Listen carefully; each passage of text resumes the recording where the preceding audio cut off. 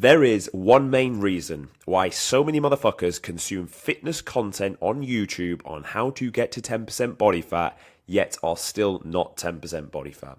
The reason for this is because they look for tactics and they look for hacks and they look for 1 gram per pound of body weight for protein and what fucking carbs they should be consuming and keto and all this bullshit. Now, these are tactics.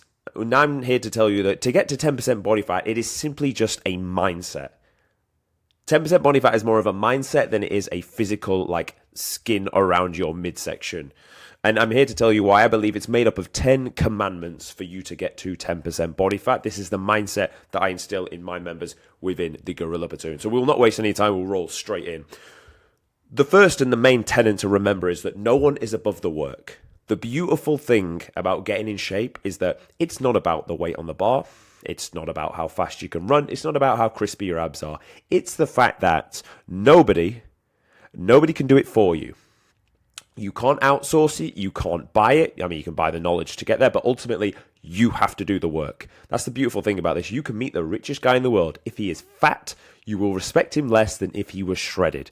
And the beautiful thing about it is you also wouldn't know someone was inherently rich until you actually like stood with them and understood what they were actually about. When you see someone at face value, if you think they are fatter or softer or smaller than you, you think, I can eat this guy. I am better than him because he's not done the work. I have. Likewise, if you meet someone that is around you that is in great shape, you think this guy is trustworthy, this guy has suffered, this guy has done the work. And that is what it's really all about.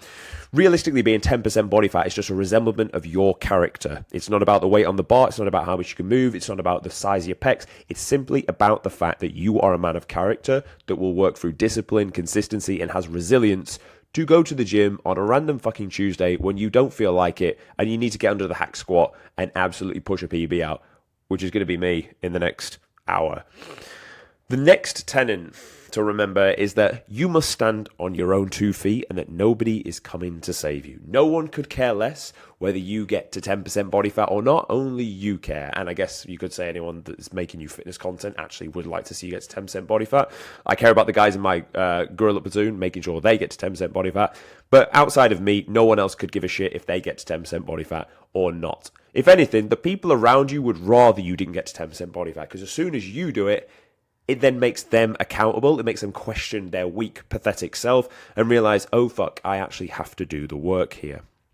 Now, moving on around that, you must understand that you are special, you are here for a reason, and you must be an individual of confidence. For those that have confidence, you will have a six-pack, because inherently put, you believe, well, if this motherfucker has it, I believe I can have it as well. You must believe you are special. You must believe that with enough time and effort, you can get that thing that you want.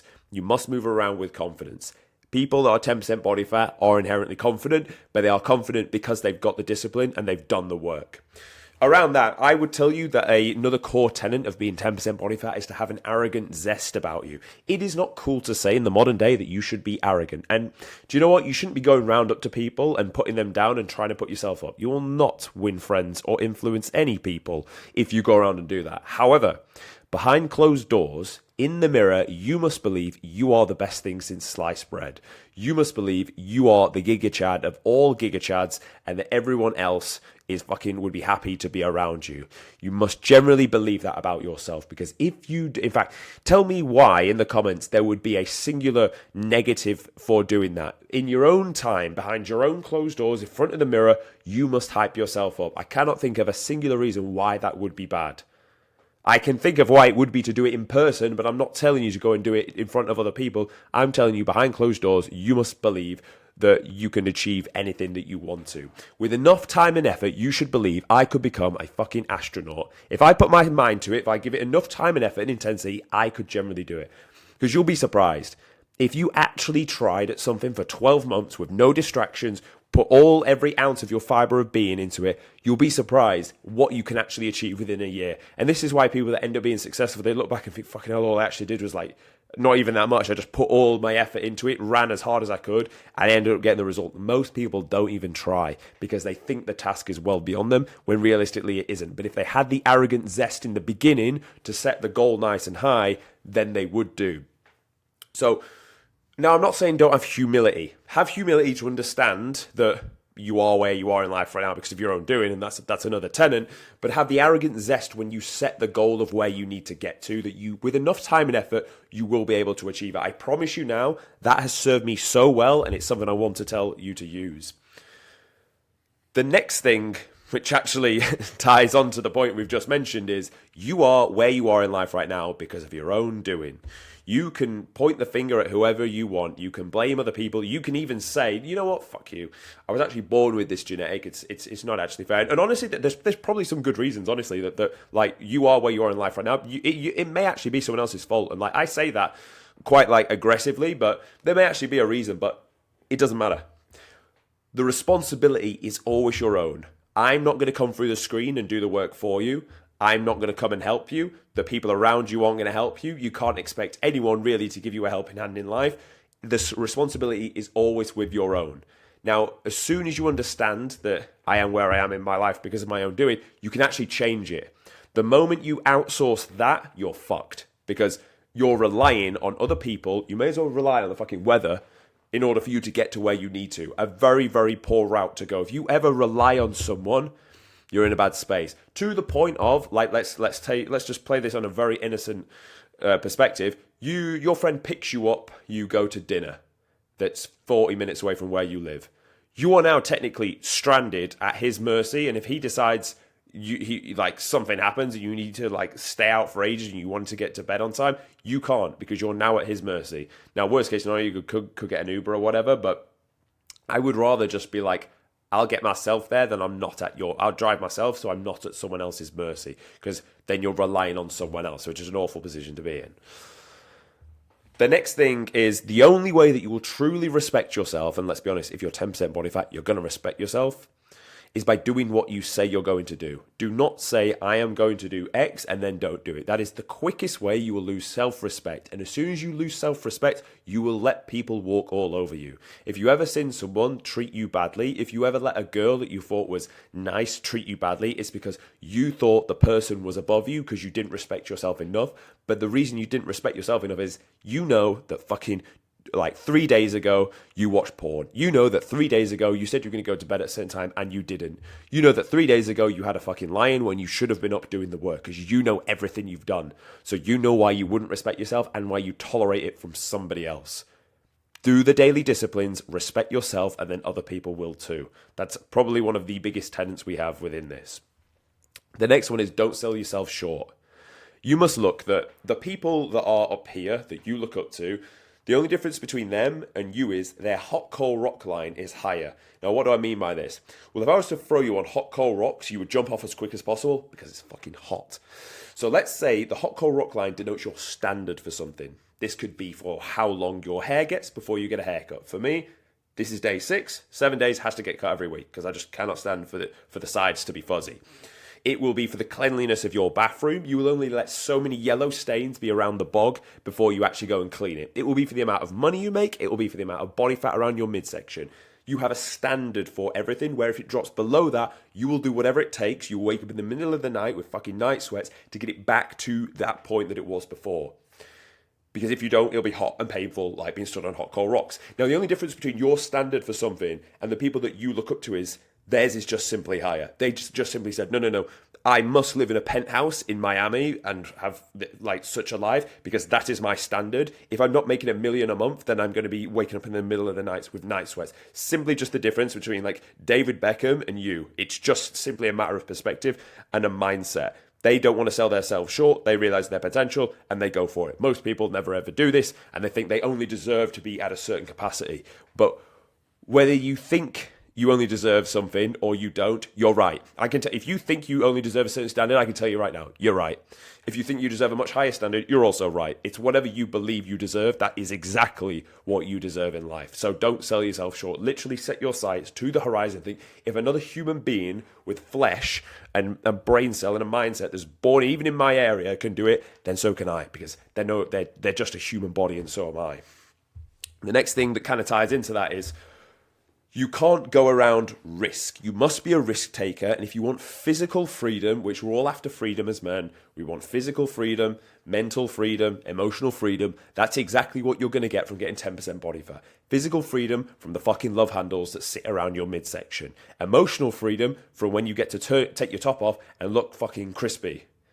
Like, there's no better feeling than walking around with your top off knowing you've put the work in, you look fucking good, you feel free, your testosterone is as high as it possibly could be, and your fucking dick is rock hard. There's no better feeling than that because you've done the work. Freedom is exactly what you're moving towards, but without taking risks, without actually trying this stuff and testing your identity, you will never get to this point. So when I say take risks, what I'm really saying is get out your comfort zone. To get out your comfort zone, you need to go from your current identity here to the individual of you that was willing to take the jump. There is a version of you that is here that is only willing to work within this sort of a capacity. Then there's a version of you that is willing to work in a wider capacity, further away from the comfort zone to, like, let's call it the threshold of like pain. That version of you will be a happier, freer version because he's moved away from that comfort zone. You're just simply taking a risk on your own identity, which is actually quite painful because the way you see the world and the way the world gives you feedback creates your identity. That's, you are such a name from such a country and your beliefs are this and your hobbies are this and the way people see you is this. That's made up your identity. The moment you start to change that, it's very painful because you start to lose direction and where you want to go in life. This is why people, when they've just finished a long career, need to go into something else.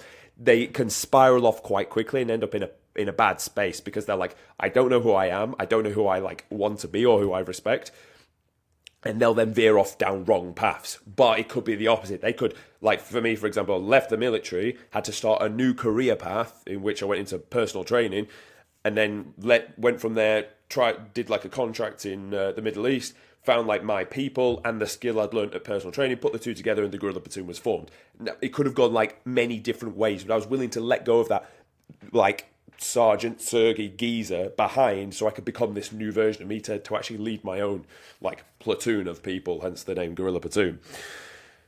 Now there's two more and they are probably ones you should have already heard before, but the term is, you are supposed to live in the trenches, and this means that you're supposed to be consistent. There are some people in life that you will look at and think, he always seems to land on his feet, or he got this lucky break, or his dad is so-and-so. That's fine. We are not like those people, and we don't resonate to them either. People like me and you, we are supposed to live in the trenches. We are supposed to do the work every single day. Nothing will ever be given to us. It will always be an uphill battle. We will constantly fail at things, but keep moving forward. We will get rejected when we think we're making progress, and that's fine. That's just the way it is. We are supposed to live in the trenches, but it's people like us that fucking keep society running and keep people moving forward. It's if anything, we take pride in the fact that we always live in the trenches, because if we didn't, we'd fall off into a very, very dark hole and we would not be a good person for society. So if you ever feel like, it always feels like I have to do the work, like I get it, yeah, the work's important, but fucking like every day, or like, oh, things just start to deteriorate, you're just one of them people. Like, luck isn't going to come to you, no one's going to help you. You didn't have rich parents, you had a good upbringing, but it wasn't like amazing with loads of head starts, with like loads of business advice and mindsets and shit. So you had to go and find it out for yourself. Honestly, I'm happy I'm one of the people that has to live in the trenches, because when we make it, we get to look back and understand the person we became along the way. It's never even about the body, the money, the woman. It's just about the person you had to become along the way, because then you know you can get any of those things. The last thing I will say is the day, and it kind of ties into that, the day you actually pass on discipline is the day you die inside. And it's the day you go from 10% to 12% body fat. So you must do discipline each and every day. And there's going to be days you don't want to do it. There's going to be days where discipline comes up in different forms. It's not even like going to the gym. You're just like a goblin if you miss a gym session within a given week. If you miss a gym session, it's probably just down to poor organization, not because you didn't actually want to go. In the beginning, it's getting into the gym. In the beginning, it's eating the 1 gram per pound of body weight for protein. It's just eating clean. But then when you start to like improve a little bit further on down the line, it's saying no to the 6 out of 10 that will literally come to your house now and suck your dick when you're trying to like date properly a good quality like woman that you've been seeing.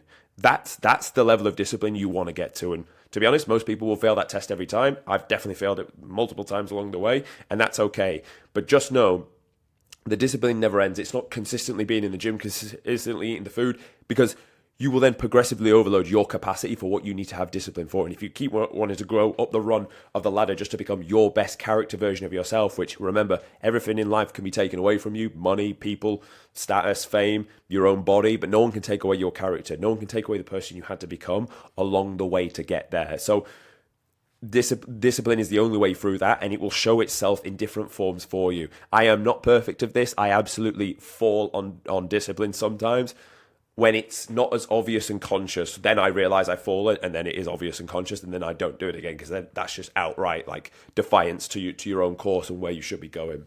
So that is the 10 commandments that I have for specifically my people, but I wanted to share them with you, and that is how to get to 10% body fat, being more of a mindset than it is a tactic. So if you found this video useful, great, subscribe to the channel, and if you want me to do this result for you, then book a call and we will take it from there.